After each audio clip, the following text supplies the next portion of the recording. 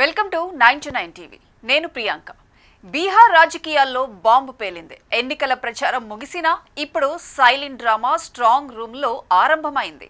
కెమెరాలు ఆఫ్, వాహనాలు లోపలికి. ప్రధాన ప్రతిపక్షం ఆర్జేడీ సంచలన ఆరోపణలతో బీహార్ రాజకీయాలు జాతీయ రాజకీయాలను షేక్ చేస్తున్నాయి. ఈవీఎం ట్యాంపరింగ్ జరిగింది అని ఆర్జేడీ చేసిన ఆరోపణలు కలకలం రేపాయి. అన్ని నిబంధనల ప్రకారమే అని ఎన్నికల కమిషన్ వివరణ కూడా ఇచ్చింది.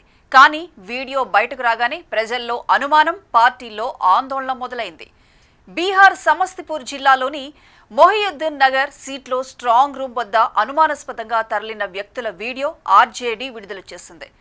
వీరు ఎవరు, అధికారుల అనుమతి లేకుండా లోపలికి ఎలా వెళ్లారు అనే ప్రశ్నలు బీహార్ రాజకీయాల్లో ప్రకంపనలు సృష్టించాయి.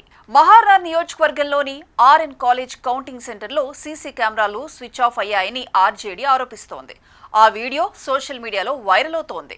వాహనాలు లోపలికి రావడం, కెమెరా ఫీడ్లు ఆగిపోవడం ఇది యాదృచ్ఛికం కాదు, కుట్ర అన్న ఆర్జేడీ ట్వీట్లతో రాజకీయ వేడి బగ్గుమంటోంది.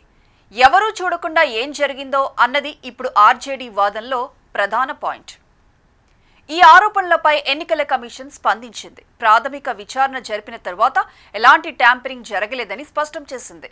మహారార్ నియోజకవర్గంలో కేవలం డిస్ప్లే స్క్రీన్ టైమ్అవుట్ కారణంగా ఫీడ్ ఆగిపోయిందని ప్రకటించింది. ప్రధాన కంట్రోల్ రూమ్ ఫీడ్ మాత్రం అంతరాయం లేకుండా కొనసాగిందని వివరణ ఇచ్చింది.